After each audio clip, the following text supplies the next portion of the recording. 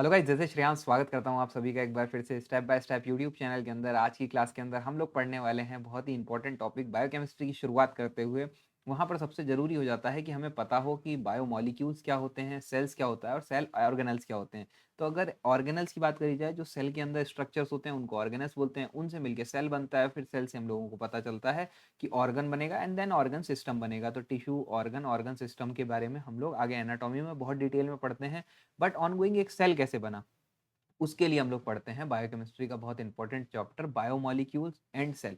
तो चलिए शुरू करते हैं अपनी आज की क्लास, बहुत इंपॉर्टेंट होने वाली है। इसी क्लास के अंदर हम लोग सारी थ्योरी कवर करेंगे एंड हम लोग जो देखेंगे उससे जितने भी सारी इंपॉर्टेंट चीज़ें होती हैं, जिनसे आप लोगों के नोट्स डिराइव होते हैं, जिनसे आपकी कॉम्पिटिशन की तैयारी होती है, वो हम लोग सब कुछ लाइन टू लाइन अंडरलाइन करते चले जाएंगे। ठीक है, तो चलते हैं एक बार पीपीटी की तरफ।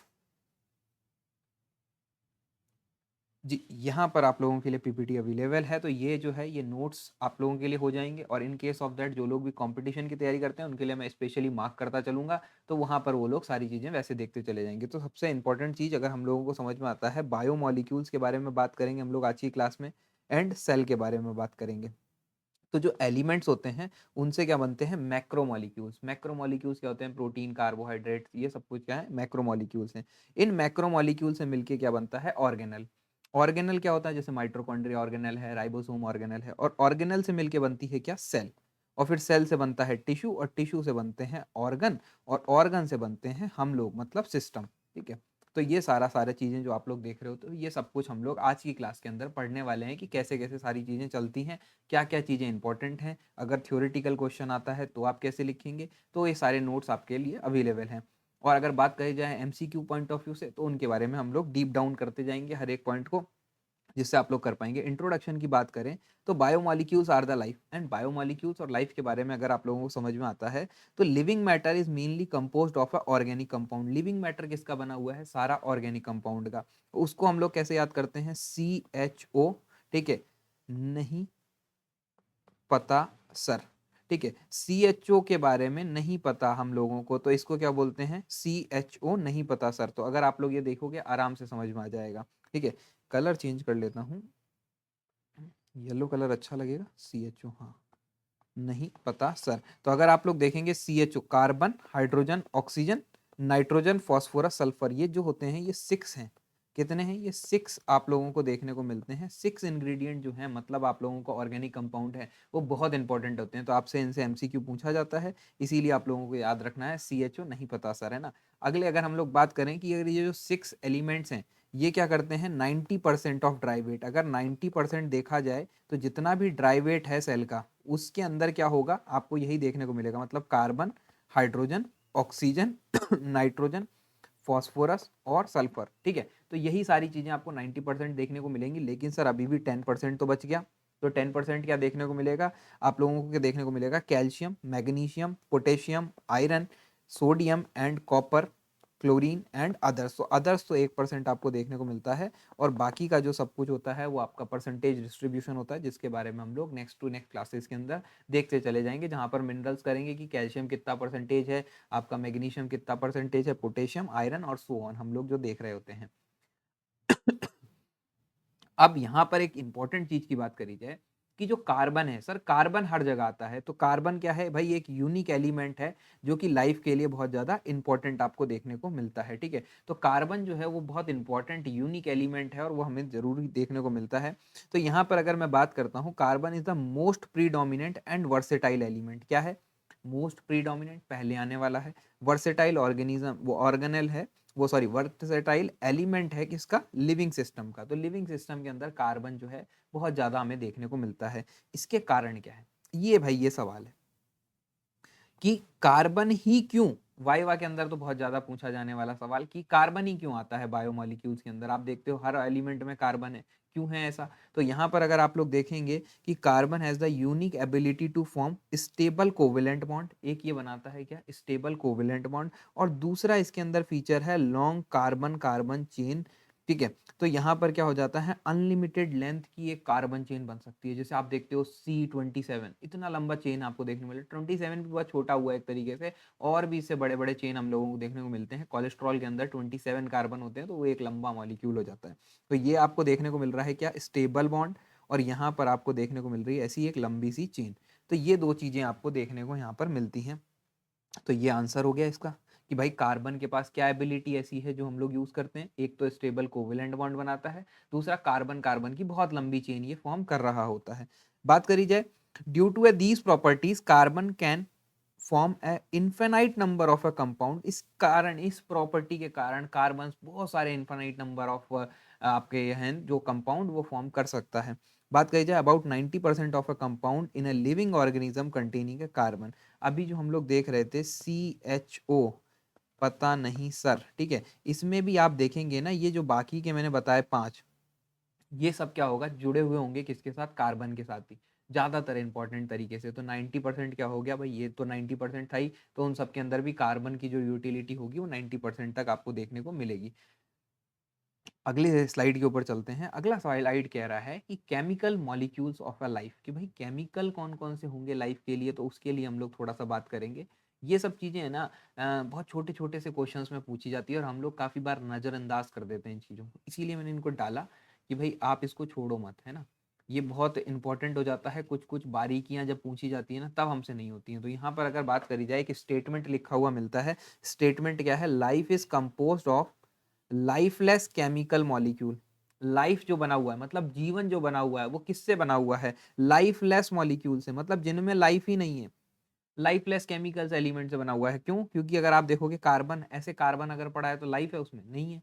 ऐसे हाइड्रोजन पड़ा है, लाइफ है उसमें, नहीं है। आपका अगर ऑक्सीजन नहीं है, ठीक है। अगर ये सब मिल जाते हैं और इनसे क्या हो जाता है, अगर पूरा कोई कंपाउंड बनता है तो फिर वो क्या कर सकता है, वो लाइफ बना सकता है।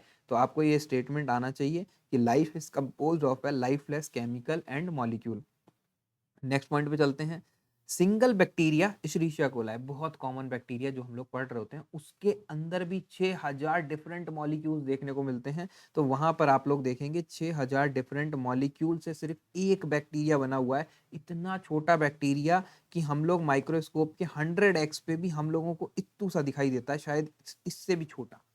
मतलब ये भी पेन से भी, मतलब पेन भी मोटा चल रहा है ना, इतना छोटा आपको दिखाई देता है। और ह्यूमन कंटेनिंग अबाउट, ह्यूमन के अंदर कितना देखने को मिलता है, 1 lakh different type of molecules. तो अभी कभी आपसे ऐसे जर्नल वे, अब ये सब किताबों के अंदर लिखा हुआ होता है इसीलिए कह रहा हूँ, in case of that general way में अगर कोई पूछ ले अप्रोक्सीमेटली ह्यूमन के अंदर आप लोगों को कितने टाइप ऑफ मॉलिक्यूल्स देखने को मिलती हैं, in terms of 1000, in terms of 1000, in terms of 10,000 या 1 लाख या 1 करोड़, तो फिर आप लोग डिफ्रेंशिएट कर पाओगे इस आंसर को कि लगभग 1 लाख के अराउंड जो होते हैं वो मॉलिक्यूल्स आपको देखने को मिलते हैं।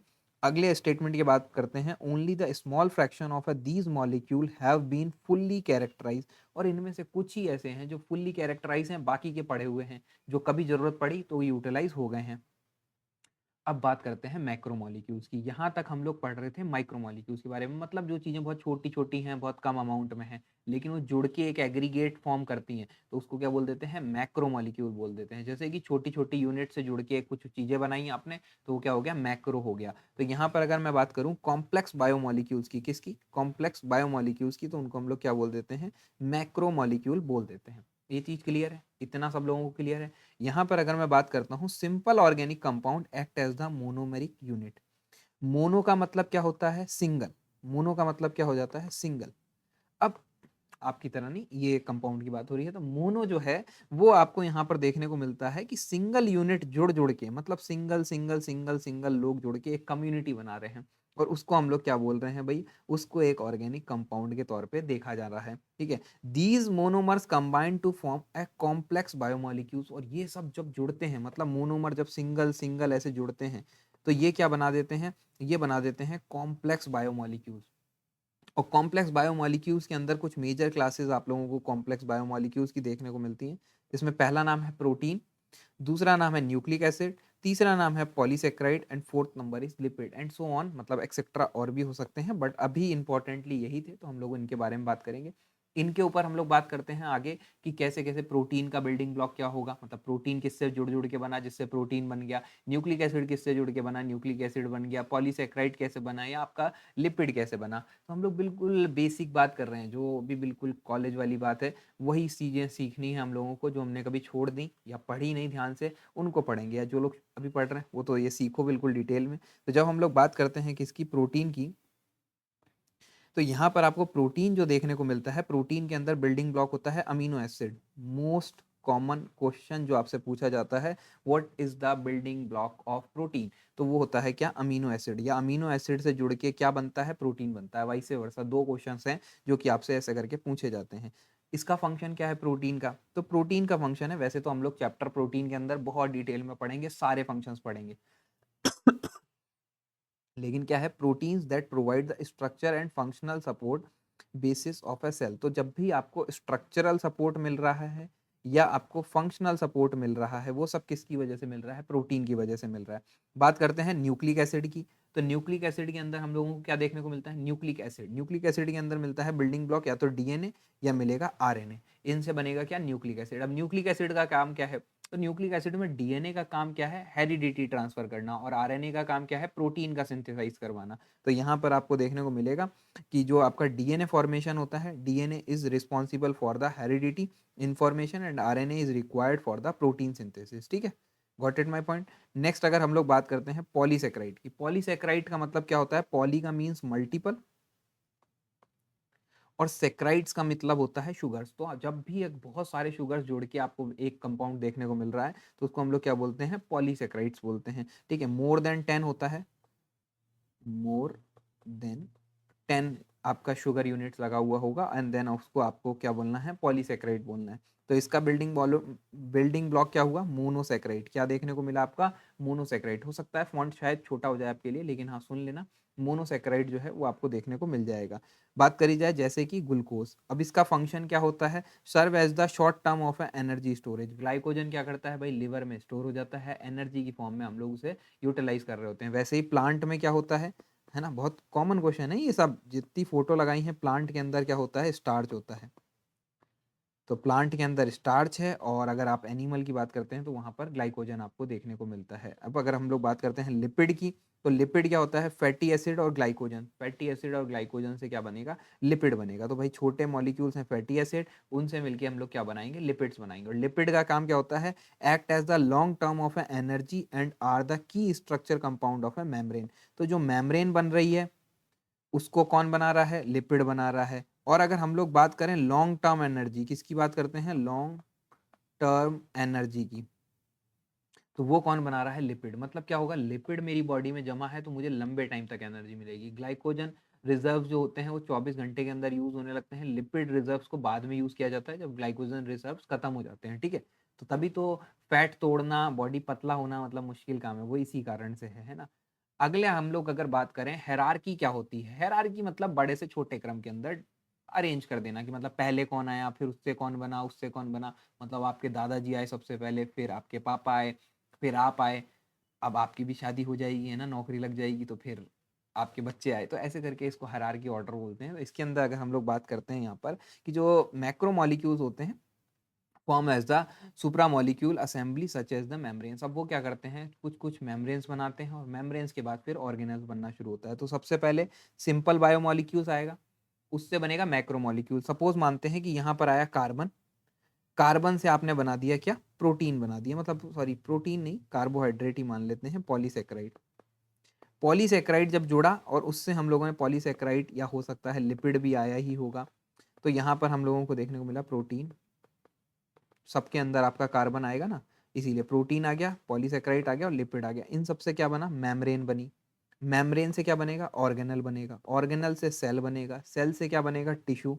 टिश्यू से बनेगा ऑर्गन, और ऑर्गन से क्या बनेगा, ऑर्गन सिस्टम। और फिर ऑर्गन सिस्टम से हम लोग बनते हैं। तो सेम एज ये क्या होता है, हायरार्की ऑर्डर होता है। काफी बार क्या होता है, एमसीक्यू के अंदर ये पूछ लिया जाता है। ठीक है, जितने भी लोग बायोकेमिस्ट्री पढ़ते हैं उन सबके अगर एमसीक्यू अगर आते हैं तो सेम क्वेश्चन आपसे पूछा जाएगा, अरेंज द ऑर्डर। तो वो यहाँ से तो सब लोग अरेंज कर लेंगे, सेल, टिश्यू, ऑर्गेनल और ऑर्गेनिज्म। लेकिन आपको सिंपल मॉलिक्यूल के बाद होता है मैक्रो मॉलिक्यूल, मैक्रो मॉलिक्यूल के बाद क्या होता है, सुप्रा मॉलिक्यूल्स होता है, जिससे हम लोग क्या बनाते हैं, मेम्ब्रेन्स बनाते हैं। बस इतना सा ध्यान रख लेना, आराम से चीजें समझ में आ जाएंगी। अब बात करते हैं chemical composition of human. Human का केमिकल कंपोजिशन क्या है। अब अगर आपसे पूछा जाए, जैसे एक बेसिक शॉर्ट नोट आता है कि write down the composition of a human body, तो ह्यूमन बॉडी के अंदर क्या क्या चीज़ें, कंपोनेंट्स हैं, उनके बारे में लिखना होगा। तो ये 65 kg का क्या है, मेन है। ठीक है, आदमी ही लग रहा है तो आदमी बना दिया है ना। ऑरेंज कलर की अंडरवियर पहने हुए आदमी है। चलो इस पे थोड़ी सी चर्चा कर लेते हैं। तो यहाँ पर अगर आप लोग देखेंगे कि यहाँ पर क्या है 61% अप्रोक्स 60% क्या होता है, पानी होता है। तो 40 किलो का जो बॉडी वेट है वो किसका है, पानी का है। ठीक है, बात करी जाए किसकी, प्रोटीन की, तो प्रोटीन 16 से 17%। अभी जो एमसीक्यूज वगैरह में ऑप्शन आते हैं ना वो 16% के आते हैं, लेकिन ऑन गोइंग 17%, 16%, जो भी ऑप्शन रहे वो आप चूज कर सकते हो। थ्योरी में तो आप लोग 16% लिखना ज़्यादा बेहतर रहता है। लिपिड की बात करें तो 13.8%, अराउंड 9 किलो जो है लिपिड होता है। अगर मिनरल्स की बात करूं तो 6%, अराउंड 4 किलो के अराउंड मिनरल्स आपको देखने को मिलेगा। और कार्बोहाइड्रेट जो है 1.5%, 1 किलो कार्बोहाइड्रेट देखने को मिलेगा। Water is the universal solvent of life. फिर से अगेन इंपॉर्टेंट चीज कि भाई आपसे पूछा जाएगा यूनिवर्सल सॉल्वेंट ऑफ लाइफ कौन सा है। ठीक है, वहां पर ईथर भी लिखा हुआ होता है, वाटर भी लिखा होता है, तो फिर आपको क्या करना है, वाटर आंसर करना है। Protein abundant in a muscle tissue, protein आपको पता है मसल टिश्यूज के अंदर देखने को ज्यादा मिलता है। लिपिड जो होता है वो क्या करता है, stored as the primary adipose tissue, तो लिपिड जो होगा वो स्टोर करेगा एडिपोज टिश्यू के अंदर। कार्बोहाइड्रेट मेनली आपके देखने को मिलता है कहाँ पर, शॉर्ट टर्म एनर्जी स्टोरेज के अंदर। अब यहाँ से हमारी जो क्लास का इंपॉर्टेंट पहलू शुरू होता है, जिसको हम लोग बोलते हैं सेल। ठीक है, क्या बोलेंगे, सेल। सेल बहुत इंपॉर्टेंट हो जाएगा। क्यों इंपॉर्टेंट हो जाएगा, क्यों, क्योंकि अभी तक हम लोग पढ़ रहे थे बायोमोलिक्यूल्स, जो कि आधा चैप्टर था, और यहाँ से आधा चैप्टर हम लोग कंक्लूड करते हैं कि जो सेल होता है, cell are the structure and functional unit of life. तो ये तो आइडियल लाइन है, सबको आनी चाहिए कि cell is the structural and functional unit of a life. वैसे तो फंक्शनल यूनिट ऑफ लाइफ से बहुत ज़्यादा आपसे पूछी जाती हैं चीज़ें, तो आप कर पाएंगे। It is basic unit of a biological activity, तो जितनी भी बायोलॉजिकल एक्टिविटीज होती हैं उसकी बेसिक यूनिट भी कौन है, सेल है। Concept of a cell was proposed by Schleiden and Schwann in 1838। इन्होंने सबसे पहले सेल का कॉन्सेप्ट दिया, जिन्होंने सब कुछ बताया फ्लूक मोज़ेक मॉडल वगैरह के बारे में, तो सेल्डन एंड स्वान ने शुरुआत करी। एंड देन हम लोगों को जो डिटेल अंडरस्टैंडिंग हुई सेल स्ट्रक्चर की वो कब हुई, 1940 के अंदर, 1940s में। क्यों हुई, दिमाग लगाना थोड़ा सा, मैं आपको काफी बार माइक्रोस्कोप भी इंट्रोड्यूस करवाता हूं। तो माइक्रोस्कोप के अंदर आप लोग देखते हो कि जो डेवलपमेंट आया वो 1940 1935 के बाद आप देखेंगे 1950 तक माइक्रोस्कोप में बहुत सारे डेवलपमेंट आए। जब वो डेवलपमेंट हो रहे थे तो उससे देखा क्या जा रहा था, बार बार सेल देखी जा रही थी। तो ये 1940 के आसपास हम लोगों को बहुत अच्छे से पता चला कि सेल के अंदर क्या क्या चीजें हैं। ये एक बेसिक डायग्राम है सेल का, जो कि यूकैरियोटिक सेल है। ठीक है, तो यूकैरियोटिक सेल आपको यहाँ पर देखने को मिलेगा, पूरा लिख भी नहीं पाऊंगा। तो अब हम लोगों को थोड़ा सा एक इंपॉर्टेंट चीज पता होना चाहिए कि प्रोकैरियोटिक सेल क्या होता है और यूकैरियोटिक सेल क्या होता है। एकदम चटक लाल कलर की टेबल आप लोग थोड़ा सा देखो, जिससे आपको यह सारी चीजें याद रहें। अगर मैं बात करता हूँ प्रोकैरियोटिक सेल तो आपके दिमाग में आता है बैक्टीरिया, और जब मैं बात करता हूँ यूकैरियोटिक सेल तो आपके दिमाग में आना चाहिए फंजाई। ठीक है, पैरासाइट भी इधर ही आ जाएंगे, कुछ पैरासाइट उधर भी चले जाएंगे, लेकिन हाँ ज़्यादातर जो आपके हेलमिंथ होते हैं वो सब यहाँ पर आपको देखने को मिलेंगे। और हम लोग ह्यूमन, ह्यूमन के जितना भी सेल है जो सब आपको यूकैरियोट्स में देखने को मिलेगा। तो यहाँ पर आपको समझ में आता है कि बैक्टीरिया की जब मैं बात करूंगा तो आपको प्रोकैरियोटिक समझ में आता है, और जब ह्यूमन की बात करूंगा तो आपको यूकैरियोटिक समझ में आता है। फंजाई भी यूकैरियोटिक का ही एग्जाम्पल है। बहुत लोग कंफ्यूज रहते हैं, इसलिए मैंने बता दिया।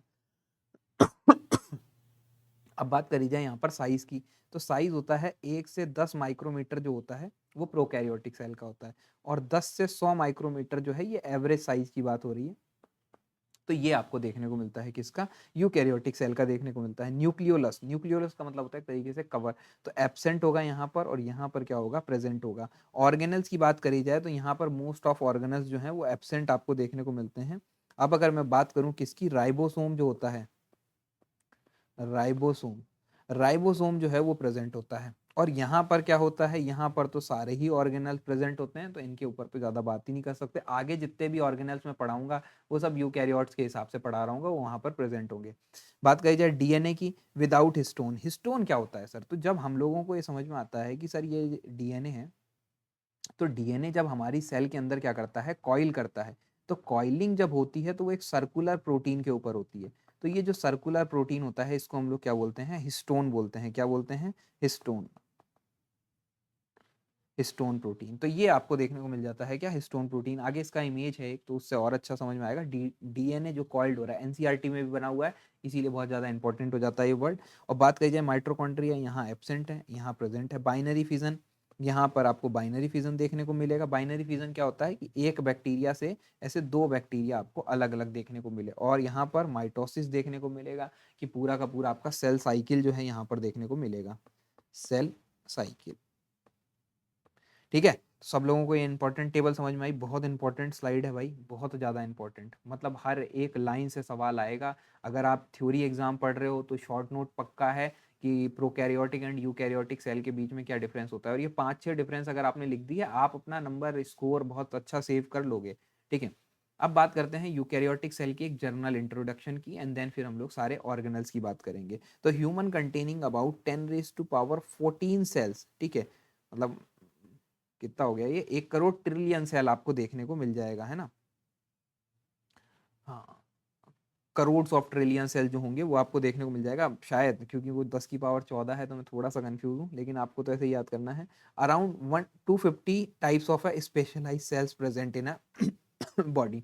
तो आप लोग अगर देखेंगे कि 250 से भी अलग अलग विशेष सेलें जो हैं वो हमारी बॉडी के अंदर प्रेजेंट होती हैं। तो अलग अलग टाइप की हैं, जो हम लोग बहुत सारे एनाटॉमी के अंदर सेल्स पढ़ते हो आप लोग, तो वो जो कंपोजिशन अलग अलग है ना, वो कितना हो सकता है, 250 टाइप तक अलग अलग हो सकता है। क्यों? क्योंकि सर के बालों की सेल सारी अलग हैं, किडनी की सेल्स अलग हैं, लिवर की सेल्स अलग हैं, तो उन सबको मिला के हम लोगों ने 250 कंक्लूड कर रखा है अराउंड। एवरेज जो साइज होगा वो कितना होगा, 10 से 100 माइक्रोमीटर होगा, जो कि हम लोगों ने देखा माइक्रोमीटर का सिंबल ऐसे होता है। ठीक है, तो ये माइक्रोमीटर हो गया। हम्म हम्म। अब बात करी जाए यहाँ पर, जो मैंने सिर्फ है ना ये जो डायग्राम बनाया है, ये किसका है, एनिमल सेल का डायग्राम है। ठीक, और अगर आप लोग देखेंगे कि ये जो दो चीज पॉइंट लिखे हुए हैं, ये प्लांट सेल के बारे में लिखे हैं, बहुत इंपॉर्टेंट है। प्लांट सेल के बारे में जब आप देखते हो, तो प्लांट सेल जो होगी उसके अंदर क्या होगा, सेल वॉल होगा। एक तो ये चीज समझ में आती है हम लोगों को। और दूसरा, प्लांट सेल के पास क्या होगा, क्लोरोप्लास्ट होगा, जिसके कारण वो क्या होता है, ग्रीन होता है। ठीक है, समझ गए। तो दो तो ये कैरेक्टर प्लांट सेल के हैं, जिनको मैंने देखा कि यार ये बहुत ज़्यादा पूछा जाता है एमसीक्यूज वगैरह में, या वाइवा के पॉइंट ऑफ व्यू से अगर आप थ्योरी पढ़ते हैं तो वाइवा में पूछा जाता है कि भाई ऐसा क्या है अलग, जो प्लांट सेल अलग है और हमारा जो प्लांट सेल और यूकैरियोटिक ह्यूमन सेल है वो अलग है। क्यों अलग है सर, उसमें सेल वॉल है और एक में आपको देखने को मिलता है क्लोरोप्लास्ट। ठीक है, तो ये दोनों चीजें आपको समझ में आई। अब बात करेंगे हम लोग किसकी, सारा का सारा ह्यूमन सेल के बारे में ही बात हो रही होगी। इसके अंदर क्या क्या है वो सब चीज़ों के बारे में आगे बात करेंगे। जैसे अभी आपको फोटो में डायग्राम दिख ही रहता, लाइसोसोम, माइटोकॉन्ड्रिया, न्यूक्लियस। तो सबसे पहला जो हम लोग पढ़ेंगे वो क्या पढ़ेंगे, न्यूक्लियस पढ़ेंगे। न्यूक्लियस क्या होता है, ठीक है। मेरे पास अगर जो दिमाग है, जो सब कुछ एक्टिविटी परफॉर्म कर रहा है, इस क्लास को चलाने के लिए भी जो सब चल लग रहा है, वो सब क्या है, दिमाग से लग रहा है। तो वैसे ही सेल की हर एक एक्टिविटी को कंट्रोल करने वाला कौन है, न्यूक्लियस है। तो न्यूक्लियस के बारे में सबसे इंपॉर्टेंट चीज पढ़ेंगे कि nucleus is the largest organelle. तो आपसे अगर कोई पूछे कि लार्जेस्ट ऑर्गेनल क्या है, तो वो कौन सा होता है भाई, न्यूक्लियस होता है। तो सबसे पहली चीज इंपॉर्टेंट एक लाइन मिल गई हम लोगों को कि लार्जेस्ट ऑर्गेनल जो होगा वो क्या होगा, न्यूक्लियस होगा। 15 माइक्रोमीटर तक आपको देखने को मिल जाएगा। Surrounded by the doubled membrane nuclear envelope, और ये कवर किससे होगा, न्यूक्लियर एनवेलप जो होगा इसके चारों तरफ कवर होगा। न्यूक्लियर पोर्स, इसके ऊपर क्या होगा, जैसे आप देखेंगे कि ये ऐसा डबल्ड मेम्ब्रेन स्ट्रक्चर आपको बिल्कुल ऊपर ही लाइन होती है ना, ऐसा नहीं है डबल डबल दिखाई देगी। तो इसके अंदर क्या होते हैं, छोटे छोटे से पोर्स होते हैं। इन पोर्स का क्या काम है, मतलब पूरी बॉडी पे ही होंगे ऐसे। ठीक है, इन पोर्स का काम ये है कि ये क्या करेंगे, अलाउ करेंगे एक्सचेंज द मटेरियल। क्यों? क्योंकि सब कुछ चाहिए, डीएनए को आरएनए को बाहर भी भेजना है, अंदर भी लाना है, इंफॉर्मेशन कन्वे भी करना है, तो उसके लिए क्या करना पड़ेगा, पोर्स की जरूरत होगी।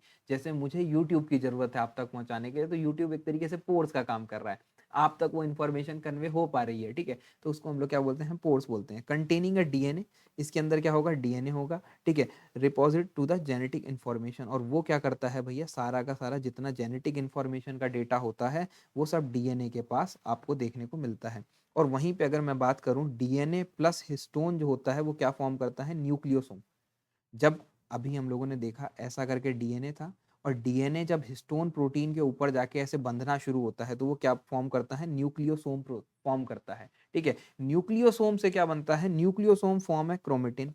अब क्या होगा, जैसे ही ये न्यूक्लियोसोम बनेगा तो फिर क्या होगा, ऐसे ऐसे एक हिस्टोन के साथ क्या हो जाएगा, ऐसा एक लंबा सा फाइबर बनना शुरू हो जाएगा, उसे हम लोग क्या बोलेंगे, क्रोमेटिन।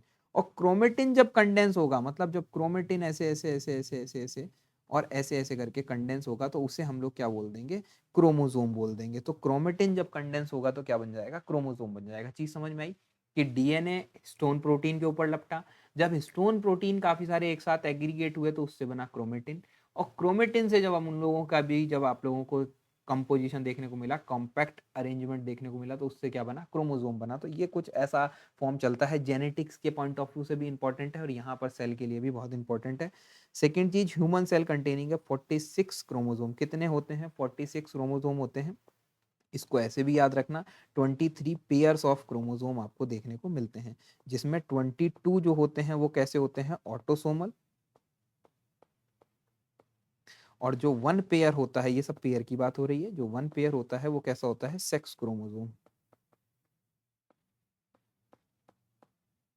ठीक, तो ये चीज समझ में आ गई। यहाँ पर बहुत इंपॉर्टेंट चीज कि आपको पता होना चाहिए कि जो आपका लार्जेस्ट ऑर्गेनल है, सेकेंड चीज इसके अंदर डबल्ड मेम्ब्रेन स्ट्रक्चर है, तो आपसे पूछा जाएगा डबल्ड मेम्ब्रेन स्ट्रक्चर, तो न्यूक्लियस होता है, माइटोकॉन्ड्रिया होता है, डबल मेम्ब्रेन स्ट्रक्चर। ठीक है, एक्सचेंज, न्यूक्लियर पोर्स का क्या काम है, एक्सचेंज करता है। इसके अंदर क्या है, डीएनए है, डीएनए से क्या होता है सर, डेटा स्टोरेज होता है, जेनेटिक मटेरियल जितना भी है वो सब स्टोर करके रखता है, जेनेटिक इन्फॉर्मेशन, सॉरी।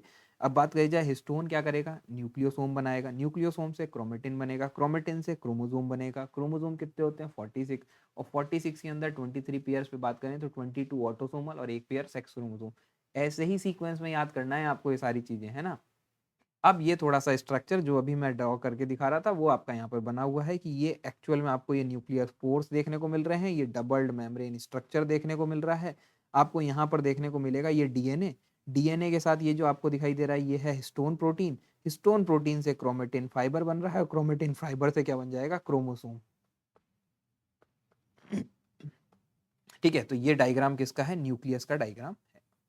बना के आना हो एग्जाम में तो ऐसा बना के आना होता है। ठीक है, अब बात करते हैं न्यूक्लियोलस क्या होता है और न्यूक्लियोप्लाज्म क्या होता है। न्यूक्लियोलस और न्यूक्लियोप्लाज्म, प्लाज्म से आपको समझ में आ रहा है कुछ लिक्विड अपीयरेंस होगा, और न्यूक्लियोलस, ठीक है, तो आपको समझ में आ रहा है सॉलिड होगा, मतलब ऐसा ही सेंस बनाना, इसको समझ में आ रहा है क्या, पहली बार पढ़ रहे हो तो नहीं आ रहा, लेकिन हाँ जब भी प्लाज्म वगैरह वर्ड यूज होते हैं तो वो हमेशा लिक्विड के पॉइंट ऑफ व्यू से यूज होते हैं।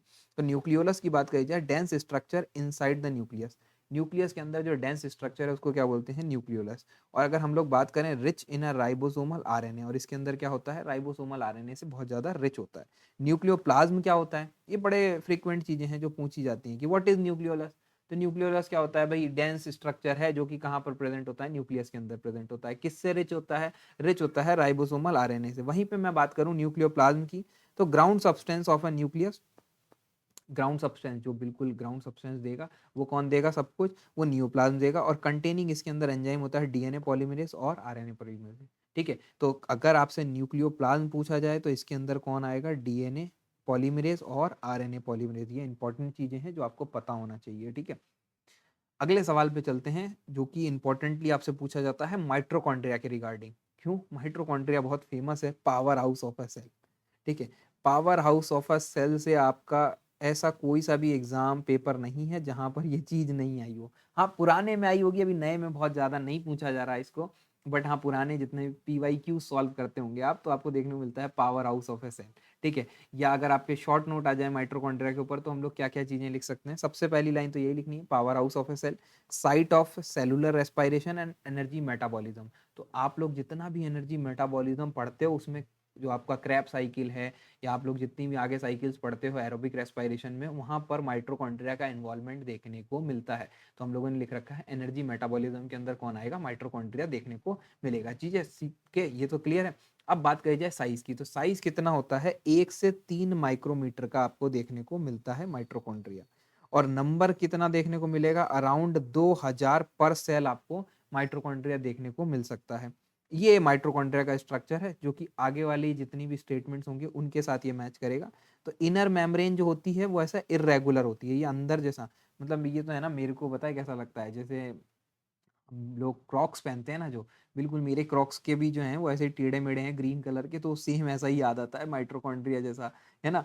तो ये जो है अंदर का जो फ़ोल्ड है उसमें क्या है ना, ऐसे अंदर की तरफ ऐसे कर्व बना हुआ होता है जिसके ऊपर बेड रेस्ट आता है, तो वही अनकर्व्ड है और बाहर से क्या है बिल्कुल स्मूथ है। तो आपका आउटर लेयर जो है वो क्या है बिल्कुल स्मूथ है, इनर लेयर क्या है भाई फ़ोल्डेड है ना? और यहाँ पर आपको माइटोकॉन्ड्रियल डीएनए जो होता है वो देखने को मिल जाता है। चलो, अगले पॉइंट पे चलते हैं। अब बात करी जाए स्ट्रक्चर की, जो मैं आपको डायग्राम दिखा रहा था, तो डबल्ड मेम्ब्रेन स्ट्रक्चर है। आउटर मेम्ब्रेन कैसा है, स्मूथ है। इनर मेम्ब्रेन कैसा है, फोल्डेड है। अंदर क्या है, ऐसे ऐसे कर्व्स देखने को आपको मिलते हैं। और ऊपर से क्या है भाई, बिल्कुल स्मूथ सी मेम्ब्रेन आपको देखने को मिल जाएगी। इनर स्पेस जो है उसको हम लोग क्या बोलते हैं, मैट्रिक्स बोलते हैं। तो जो अंदर का हिस्सा है उसको क्या बोला जाएगा, मैट्रिक्स बोला जाएगा। फंक्शन की बात करी जाए तो एटीपी प्रोडक्शन करता है, सिट्रिक एसिड साइकिल में इन्वॉल्व होता है और बीटा ऑक्सीडेशन के अंदर इन्वॉल्व होता है। These are the function of mitochondria. तो अभी हम लोगों को समझ में आ गया कि माइट्रोकॉन्ड्रिया का काम क्या है। अब माइट्रोकॉन्ड्रिया के अंदर क्या होता है, माइट्रोकॉन्ड्रिया के अंदर होता है कंटेन माइट्रोकॉन्ड्रियल डीएनए और आरएनए और राइबोसोम। तो ये तीन चीजें देखने को मिलती हैं, एक माइट्रोकॉन्ड्रियल डीएनए, दूसरा आरएनए और तीसरा राइबोसोम। काफी बार ये पूछा जाता है shape of mitochondrial chondral DNA. तो शेप कैसा होता है, तो यहाँ पर माइट्रोकॉन्ड्रियल डीएनए का शेप होता है सर्कुलर। कैसा होता है मेरे भाई, सर्कुलर शेप होता है, मतलब इसके अंदर जो डीएनए होगा वो सर्कुलर होगा। अब यहाँ पर आपको एक लास्ट नोट करके पॉइंट लिख लेना, ये थोड़ा सा मेरे को इंपॉर्टेंट लग रहा था, एज पर किताब के अंदर मैं हर बार उसे अंडरलाइन करके रखता हूँ, इसीलिए मैंने ये लाइन यहाँ पर डाली है। About 10% of a mitochondrial protein are synthesize inside the mitochondria. यहाँ पर अगर मेरे पीछे छुप भी रहा हो तो ये यहाँ पर माइट्रोकॉन्ड्रिया में मेंशन कर देता हूँ, इनसाइड, यहाँ पर लिखा हुआ है इनसाइड, SID, इनसाइड माइट्रोकॉन्ड्रिया। ठीक है, तो ये यहाँ पर जो लिखा हुआ था वो मैंने नीचे लिख दिया है। अगले पॉइंट के ऊपर चलते हैं। यहाँ पर आपसे पूछा जा रहा है एंडोप्लाज्मिक रेटिकुलम। पहला हमने पढ़ा न्यूक्लियस, सेकंड हमने पढ़ा माइटोकॉन्ड्रिया। दोनों बहुत ज़्यादा इंपॉर्टेंट है, मतलब बहुत शॉर्ट नोट के चांसेस तो यहीं से रहते हैं। लेकिन अगर मैं बात करता हूँ एंडोप्लाज्मिक रेटिकुलम की, तो वो क्या होता है, एंडोप्लाज्मिक रेटिकुलम को शॉर्ट में बोलते हैं ER। ठीक है, तो ये क्या हो भाई, एक network of a membrane bounded space. तो ऐसा कुछ मेम्ब्रेन बाउंडेड नेटवर्क जो होता है उसको हम लोग क्या बोलते हैं, एंडोप्लाज्मिक रेटिकुलम। पूरे साइटोप्लाज्म के अंदर आपको ये देखने को मिल सकता है कहीं पे भी। इसके ऊपर कुछ कुछ ऐसे छोटे छोटे से दाने देखने को मिलते हैं, और ये दाने काय के होते हैं, राइबोसोम के। किसके होते हैं, राइबोसोम। तो इसके ऊपर क्या प्रेजेंट है, राइबोसोम प्रेजेंट है। तो रफ एंडोप्लाज्मिक रेटिकुलम जो होगा उसके ऊपर क्या होगा, यहाँ पर प्रेजेंट होगा। तो यहाँ पर अगर हम लोग बात करें शेडेड विद राइबोसोम, इसके ऊपर क्या है, राइबोसोम धसा हुआ है। बात करी जाए site of a protein synthesis, तो राइबोसोम क्या करता है, प्रोटीन सिंथेसिस। ठीक, तो ये राइबोसोम का काम हो गया। During the fractional forms of a microbes, ये थोड़ा सा इंपॉर्टेंट लाइव है, मैं इसको बताता हूँ। ड्यूरिंग सेल फ्रैक्शनलेशन, फ्रैक्शनलेशन का मतलब होता है जब हम लोग सेल को तोड़ते हैं। ब्रेक डाउन की बात करें, या लाइसिस लिख देता हूँ, लाइसिस, जब सेल लाइसिस होता है तो ये क्या फॉर्म करता है, माइक्रोसोम फॉर्म करता है। ये इंपॉर्टेंट क्यों है, माइक्रोसोम जो होता है ना, लिविंग सेल में नहीं मिलता है, लिविंग सेल में नॉट फाउंड। लिविंग सेल के अंदर माइक्रोसोम नहीं मिलेगा कभी भी। अगर हम लोग, ये काफी बार तो ये लैब प्रोसेस होता है एक तरीके से, कि अगर आप सेल को लैब में लेके जाओ और सेल को लाइस कर दो तो आपको क्या देखने को मिलेगा, माइक्रोसोम देखने को मिलेगा। तब, क्योंकि यहाँ पर क्या होता है, एंडोप्लाज्मिक रेटिकुलम के ऊपर जो राइबोसोम लगा हुआ है वो अपने आप का एंडोप्लाज्मिक रेटिकुलम इकट्ठा करता है, छोटे छोटे से ऐसी ऐसी बॉल्स के अंदर कन्वर्ट हो जाता है। और इन बॉल्स को हम लोग क्या बोलते हैं, माइक्रोसोम्स बोलते हैं। माइक्रो का मतलब छोटा और सोमा का मतलब बॉडी। तो छोटी छोटी सी बॉडीज आपको देखने को मिलेंगी। वो हमेशा किस में देखने को मिलेंगी, डेड सेल में देखने को मिलेंगी। किस में देखने को मिलेंगी, डेड सेल में। तो इंपॉर्टेंट ये लाइन है बहुत ज़्यादा, कि during a cell fractionation forms of a microsome, इसका मतलब ये होता है। ठीक है, काफ़ी सारे लोगों को ये लाइन समझ में नहीं आती है तो मैंने ये समझा दिया आपको। अगले पे हम चलते हैं, स्मूथ एंडोप्लाज्मिक रेटिकुलम के ऊपर। स्मूथ एंडोप्लाज्मिक रेटिकुलम हमें समझ में आया, ER के अंदर सर दो बात करी, एक रफ एंडोप्लाज्मिक रेटिकुलम और दूसरा है स्मूथ एंडोप्लाज्मिक रेटिकुलम।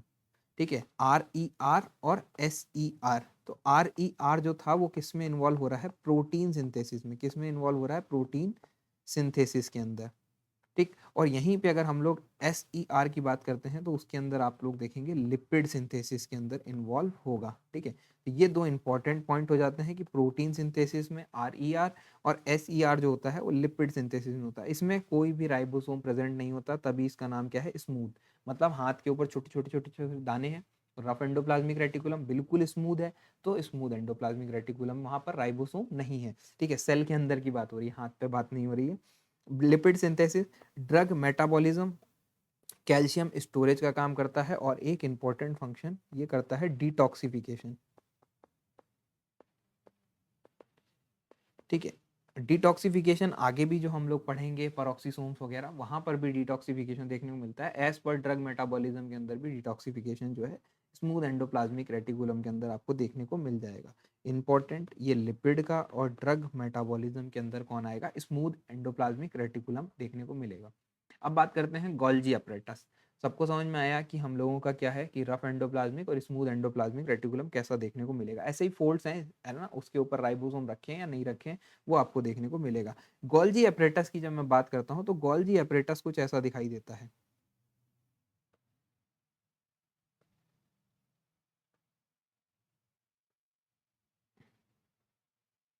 ठीक है, तो कुछ मतलब बेसिकली मैं जो बनाना चाहता था वो कुछ ऐसा देखने को मिलेगा आपको। ठीक, तो यहाँ से मॉलिक्यूल जाएगा तो इस पोर्शन को क्या बोलते हैं, सिस बोलते हैं। और यहाँ से जब बाहर निकलता है तो इसको हम लोग क्या बोलते हैं, ट्रांस। तो यहाँ पर दो स्ट्रक्चर देखने को मिलेंगे, ये सिस, और जब ये ऐसे घूम जाता है तो क्या देखने को मिलता है, ट्रांस। आपको समझ में आ रहा होगा, देखो ये टी जैसा बन रहा है, और ये जो है ये सी जैसा बन रहा है। तो ये सिस हो गया और ये ट्रांस हो गया। ये आप पहले भी पढ़ चुके हो, जब carbon carbon molecule same side पे लगे हुए हैं तो इसको क्या बोल देते हैं, सिस। और जब ये डिफरेंट साइड पे लगा हुआ है, ये हटा देता हूँ, तो इसको क्या बोल देते हैं, ट्रांस। तो यही जब टेढ़ा बनता है तो ट्रांस हो जाता है, सीधा बनता है तो सिस बन जाता है। अब इस पे बात करते हैं, ये गोल्जी बॉडी का स्ट्रक्चर होता है। ठीक है, sorry, cluster of a membrane vesicles are called dictyosome. ये जो क्लस्टर ऑफ मेम्ब्रेन्स फॉर्म कर रही है इसको क्या बोलते हैं, डेक्टियोसोम, और ये गोल्जी अपरेटस होता है। तो अगर बात करी जाए फंक्शन की, तो मॉडिफिकेशन ऑफ प्रोटीन, प्रोटीन यहाँ से आता है और यहाँ से क्या होता है, पैकेजिंग ऑफ प्रोटीन होती है। क्या होती है, पैकेजिंग। तो इसको हम लोग काफी बार बोल देते हैं पोस्ट ऑफिस। ठीक है, तो पोस्ट ऑफिस के अंदर क्या होता है, आप पार्सल लेके जाओ, पूरा अच्छे से पैक करते हैं और उसे क्या करते हैं, सेंड कर देते हैं। तो सेम एज यहाँ पर आपको वो देखने को मिलता है, post office of a cell Golgi apparatus होता है।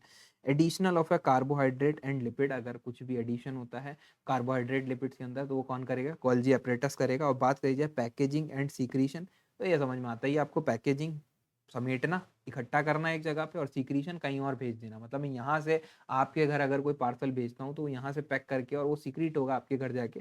तो एक तरीके से इसका काम कौन कर रहा है, गोल्जी अपरेटस कर रहा है। Involve in a membrane synthesis and organelle formation, तो ये कहीं जगह पे जो है, जैसे ये अलग अलग जब डेवलपमेंट करता है तो मेम्ब्रेन फॉर्मेशन और ऑर्गेनल फॉर्मेशन के अंदर भी इन्वॉल्वमेंट देता है। तो ये कुछ इंपॉर्टेंट पॉइंट है गोल्जी अपरेटस के लिए। अब इंपॉर्टेंटली बात करेंगे किसके बारे में, लाइसोसोम। लाइसोसोम बहुत फेमस है। लाइसोसोम क्या है कि भाई, ऐसा होगा कि जितने भी ये जो होते हैं ना नक्सलवादी, जो बम लेके फट जाते हैं, ठीक है, वो लाइसोसोम ही होते हैं एक तरीके से। मतलब कि खुद तो मरे मरे, दूसरों को भी लेके मरे हैं हूर की परियों से मिलने के लिए। तो यहीं पे थोड़ा सा लाइसोसोम के ऊपर बात होगी। लाइसोसोम के अंदर क्या होता है, सिंगल मेम्ब्रेन वेसिकल होता है, मतलब सिर्फ ये एक लेयर का वेसिकल आपको देखने को मिलेगा। Is known as the digestive tract of a cell, और इसको हम लोग क्या बोलते हैं, डाइजेस्टिव ट्रैक ऑफ सेल। भाई ये हर एक सब लाइन से सवाल है, लाइसोसोम बहुत फेमस है इस टाइम पे, ट्रेंड टॉपिक में से एक है लाइसोसोम, जो कि आपसे बहुत ज्यादा पूछा जाता है। बात करें जाए यहाँ पर कंटेनिंग हाइड्रोलाइटिक एंजाइम, इसके अंदर हाइड्रोलाइटिक एंजाइम, अब कौन से होते हैं ये भी पूछा जाता है। पहली चीज तो यही पूछा जाएगा कि एंजाइम कौन सा होगा, हाइड्रोलाइटिक एंजाइम होगा। कौन सा होगा, प्रोटीएज, लाइपेज और न्यूक्लियस। तो ये आपको हाइड्रोलाइटिक एंजाइम देखने को मिलेंगे। और रिस्पॉन्सिबल किसके लिए होते हैं, इंट्रासेलुलर डाइजेशन या रिसाइकिल द सेलुलर कंपोनेंट। मतलब सेल के अंदर कोई भी कुछ भी खराब होके पड़ा है तो उसे कौन डाइजेस्ट करेगा, लाइसोसोम। लाइसोसोम क्या कर रहा होगा, इंट्रासेलुलर आपका डाइजेशन, जो भी सेल के अंदर कुछ भी कंपाउंड है उसको डाइजेस्ट करने का काम कौन करेगा, लाइसोसोम करेगा। तो ये बड़ा इंपॉर्टेंट चीज हो जाती है। बात करी जाए क्लिनिकल इंपॉर्टेंस कि लाइसोसोम का क्लिनिकल इंपॉर्टेंस क्या है, तो अगर लाइसोसोम जो है वो क्या कर रहा होगा, डाइजेशन कर रहा होगा,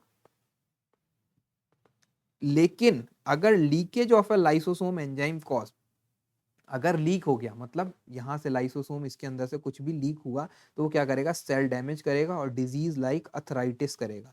तो अथराइटिस जो होगा वहां पर क्या हो रहा है, cell membranes, integrity of a cell membrane जो है वो खराब हो गई है, जिसके कारण क्या हुआ है कि लीकेज ऑफ अ लाइसोसोम के अंदर आपको देखने को मिलेगा, और तो वो डिजीज करेगा अथराइटिस जैसी। तो आपसे पूछा जा सकता है कि लाइसोसोम से रिलेटेड कौन सी डिजीज होगी, एथराइटिस, वहां पर आपका आंसर बन जाएगा। इंक्लूजिंग ऑफ अ डिजीज, अगर inclusion of a cell disease जो भी होगी वो भी आपको लाइसोसोम से देखने को मिलेगी। Enzyme synthesize but not target to the lysosome, enzyme जो होते हैं वो तो सिंथेसाइज हो जाते हैं लेकिन वो टारगेट नहीं करते हैं लाइसोसोम को, इसीलिए ये डिजीजेज जो होती हैं ज़्यादा खतरनाक देखने को मिलती हैं हम लोगों को, ठीक है। अब बात करते हैं लाइसोसोम का ही दूसरा भाई पर ऑक्सीसोम, ठीक है। किसकी बात करेंगे, पर ऑक्सीसोम। हर एक चीज अलग अलग है, तो पर ऑक्सीसोम क्या होता है, बिल्कुल सेम वैसा ही सिंगल मेम्ब्रेन ऑर्गेनल है। इसके अंदर कैटेलेज एंजाइम होता है। वहां पर क्या था, हाइड्रोलाइटिक एंजाइम था, यहाँ पर कैटेलेज एंजाइम है, तो फिर से इंपॉर्टेंट हो गया। जितने भी लोग नोट्स बना रहे हो मेरे साथ, वो ऐसी जितने भी चीज़ों को मैंने पीले करके डब्बे में डाला है उनको लिखते जाना, वो बहुत इंपॉर्टेंट हो जाएगी। ये किस में काम करेगा, डिटॉक्सिफिकेशन के अंदर और हाइड्रोजन परऑक्साइड, ठीक है। और यहाँ पर बात करी जाए oxidation of a long chain of fatty acid, इन दो चीज़ों के अंदर ये काम कर रहा होता है। प्लांट सेल के अंदर क्या होता है, ग्लाइकोसोम होता है।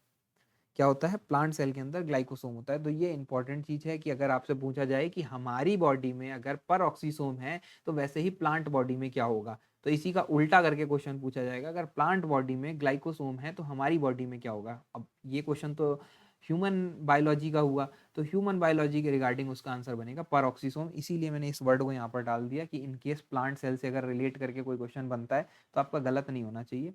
क्लिनिकल अगर हम लोग इसका कोरिलेशंस की बात करें तो यहाँ पर आपको एक देखने को मिलता है ज्विंगलर सिंड्रोम। क्या देखने को मिलता है, ज्विंगलर सिंड्रोम देखने को मिलता है। ज्विंगलर सिंड्रोम जो है एक रेयर जेनेटिक कंडीशन है, जहां पर आप लोगों को देखने को मिलता है lack function of a peroxisome. बस इतना सा याद कर लो कि जिंगुलर सिंड्रोम के अंदर क्या हो जाता है, परऑक्सीसोम सही से काम नहीं करेगा। परऑक्सीसोम सही से काम नहीं करेगा तो क्या हो जाएगा, जितने भी वाइटल फैट्स हैं, अभी आप लोग अगर पीछे वाली लाइन देखोगे तो यहाँ पर आपको देखने को मिल रहा है कि oxidation of a long chain of a fatty acid, अब ये काम नहीं होगा, डिटॉक्सिफिकेशन नहीं होगा। तो इंपॉर्टेंटली यहाँ पर ध्यान से देखना कि organelles break down the fat and detoxification substance, जो भी वाइटल आपके ब्रेक डाउन होने चाहिए फैट्स का या डिटॉक्सिफिकेशन होना चाहिए, वो आप लोगों के लिए नहीं होगा। वो किसको इन्फेक्ट करने वाला है, वो तरीके से एक तरीके से बीमार करेगा दिमाग को, लिवर को, किडनी को क्या कर देगा, डैमेज कर देगा, और इस डेवलपमेंट के कारण क्या हो जाएगा, डिले हो जाएगा। तो जो दिमाग होगा, किडनी होगी, लिवर होगी, सही से काम नहीं करेंगे तो बच्चे के अंदर डेवलपमेंट रुक जाएगा, बच्चे की ग्रोथ जो होगी वो परफेक्ट नहीं होगी। तो distinct facial feature, destructive facial feature, जो चेहरा होगा उसके फीचर्स जो होंगे वो खराब हो जाएंगे, सीजर्स, दौरे आने शुरू हो जाएंगे, ठीक है। एंड ऑफन अर्लियर डेथ, और उसमें क्या होगा, बच्चा जो है वो जल्दी मर जाता है। तो ज्विंगलर सिंड्रोम का एक कैरेक्टरिस्टिक है, बच्चा ज़्यादा जीता नहीं है, ठीक है। मतलब अगर ये डिजीज़ होती है तो नहीं बचा पाते हैं बहुत ज़्यादा, अगर आप सेल जेनेटिक्स के अंदर चेंजेस कर पाओ, जो कि इतना ज़्यादा पॉसिबल होता नहीं है, तो वहाँ पर ज्विंगलर डिजीज़ में ये चीज़ें होती हैं कि क्या हो रहा है, लैक ऑफ अ परऑक्सीसोम का काम नहीं हो पा रहा। क्यों नहीं हो पा रहा, तो उसमें क्या होगा, फैट और जो आपका डिटॉक्सिफिकेशन सब्सटेंस है वो नहीं हट पाएंगे। वो नहीं हट पाएंगे तो आपका जो ब्रेन है, लिवर है, किडनी है, वाइटल ऑर्गन्स है, इनके पास हेल्दी चीज़ें नहीं जा रही होंगी, और जब हेल्दी चीज़ें नहीं जाएंगी तो ये क्या कर देंगे, फंक्शन को डिले कर देंगे, बच्चे की ग्रोथ को रिटार्ड कर देंगे, फेशियल एक्सप्रेशन खराब कर देंगे, जिसके कारण क्या हो जाएगा, बच्चे की डेथ हो जाएगी, ठीक है। और यहाँ पर अगर बात करी जाए इसी की, अगर सीवियर कंडीशन की बात करी जाए तो पैरोक्सिसोम ही एब्सेंट हो जाएगा। अभी तो कम काम कर रहा है, लैक फंक्शन कर रहा है, बिल्कुल ही एब्सेंट हो जाएगा, तो सीवियर कंडीशन हो जाएगी। अगर हम लोग last of the last topic की बात करते हैं, साइटोसोल एंड साइटोस्केलेटन। साइटोस्केलेटन्स जो होते हैं, हमारा जो सेल है वो ऐसा ही क्यों दिखाई दे रहा है, या कोई सेल ऐसा है तो वो ऐसा ही क्यों दिखाई दे रहा है, क्यों, क्योंकि उसके अंदर भी क्या है, एक स्केलेटल है। अगर मैं यहाँ पर सीधा बैठा हूँ, ऐसा बैठा हूँ, तो मेरा जो चेहरा है वो ऐसा लटक क्यों नहीं रहा, गर्दन जो है सीधी ही क्यों है, क्यों, क्योंकि वो स्केलेटल सिस्टम जो है वो अपने हिसाब से मेरे को रखे हुए है। तो वैसे ही सेल भी अपना एक स्ट्रक्चर के कारण क्या हो रहा है, उसके अंदर ऐसे स्केलेटल सिस्टम के तरीके से फाइबर्स हैं, जिसके कारण जो सेल है ये अपने आप का शेप जो है मेंटेन करे हुए है। जैसे यहाँ पर अगर न्यूक्लियस है तो इसमें ये क्या हो रहा है ना, ऐसे कुछ फाइबर्स हैं जिनके कारण ये सेल अपना शेप मेंटेन करे हुए हैं। तो हम लोग यहाँ पर पहले बात करते हैं साइटोसोल क्या है। साइटोसोल क्या है, सेलुलर मैट्रिक्स, जो बीच में जो लिक्विड है उसको हम लोग क्या बोलते हैं, साइटोसोल बोलते हैं। कंटेनिंग एंजाइम्स, इसके अंदर एंजाइम्स होंगे, मेटाबोलाइट्स होंगे और सॉल्ट होंगे। तो इसके अंदर क्या होगा भाई, आपको पता है अगर एक सेल है उसके अंदर जो लिक्विड है उसके अंदर क्या होगा, एंजाइम होंगे, मेटाबोलाइट होंगे और सेल होंगे। तो ये तीन चीजें समझ में आ जाती हैं। वहीं पे अगर मैं बात करता हूँ साइटोस्केलेटल कंपोनेंट्स की, कि साइटोस्केलेटल में क्या कंपोनेंट होंगे, तो वहां पर होगा माइक्रोट्यूब्यूल्स, एक्टिन फिलामेंट और इंटरमीडिएट फिलामेंट। जो मैंने बनाए ना ये सारे फिलामेंट सारे एक जैसे ही दिखते हैं, तो माइक्रोट्यूब्यूल्स, एक्टिन फिलामेंट और इंटरमीडिएट फिलामेंट जो कि सपोर्ट का काम कर रहे होते हैं। वहीं पे अगर मैं फंक्शन की बात करूं तो सेल शेप, सेल मूवमेंट और इंट्रासेलुलर ट्रांसपोर्ट। अगर सेल सीधा रहेगा तभी ट्रांसपोर्ट कर पाएगा, अदरवाइज तो ट्रांसपोर्ट ही नहीं हो पाएगा। दूसरी चीज मूवमेंट करना है, या आपको सबसे इंपॉर्टेंट सेल शेप की बात करनी है तो कौन करवाएगा, साइटोस्केलेटन ही करवा सकता है शेप को मेंटेन। ठीक है, अगली क्लास के अंदर हम लोग इससे रिलेटेड 30 MCQ या 25 टू 30, मैं अभी श्योर नहीं हूँ, है ना, हम लोग ये इसके लिए कर लेंगे। तो जितने भी लोग कॉलेजेस में पढ़ रहे हैं उनके लिए ये क्लास बहुत ज़्यादा इंपॉर्टेंट होने वाली है। नेक्स्ट क्लास के अंदर हम लोग 30 MCQ करेंगे, और मैं आपको है ना 5 से 10 क्वेश्चन, जितने भी लोग कॉलेज में हैं तो उनके लिए जो थ्योरी में क्वेश्चंस बनते हैं, ठीक है, वो वाले क्वेश्चंस भी मैं लास्ट क्लास के अंदर प्रोवाइड करवा दूंगा, जो कि आपकी नेक्स्ट क्लास होगी। ठीक है, तो वो आप लोग जरूर देखिएगा, उससे आप लोगों के ये समझ में आएगा कि कितनी चीज़ें जो आपने पढ़ी हैं इनमें से कितनी चीज़ें याद हैं। अगर याद होती हैं देन कंटिन्यू करना आप नेक्स्ट क्लास की तरफ, अदरवाइज इसी को रिवाइज करना। ठीक है, तो ये सारी चीज़ें थी वो मैंने आपको समझा दी हैं, बायोमोलिक्यूल्स के बारे में, सेल्स के बारे में। अब आप लोगों के लिए एक ओवर ब्रीफ मैंने तैयार कर दिया है, ठीक है, सेल और बायोमोलिक्यूल्स के लिए। अब हम लोग आगे जा सकते हैं बायोकेमिस्ट्री में कोई से भी टॉपिक की तरफ। ठीक है, तो अगर वीडियो पसंद आई है तो वीडियो को कर देना लाइक, शेयर कर देना अपने दोस्तों के साथ, और अगर आप कॉलेज में हैं तो अपने कॉलेज के ग्रुप्स के अंदर इसको शेयर कर देना, जिससे आप लोग बायोमोलिक्यूल्स और सेल बहुत अच्छे तरीके से कर पाएँ, क्योंकि बहुत इंपॉर्टेंट टॉपिक है, हर एग्जाम में पूछे जाने वाले टॉपिक्स में से एक है, चाहे से वो किसी भी फील्ड का एग्जाम हो। ठीक है, यहाँ तक कि एसएससी तक के एग्जाम्स में पूछा जाता है, तो मेडिकल में तो क्यों ही ना पूछेंगे, क्योंकि शुरुआत, जीवन की शुरुआत ही यहीं से है। तो होप्स आप लोगों को ये सारी चीज़ें समझ में आई होंगी। बेस्ट ऑफ लक गाइस, फिर मिलता हूँ अगली क्लास के अंदर, तब तक के लिए guys bye bye, take care.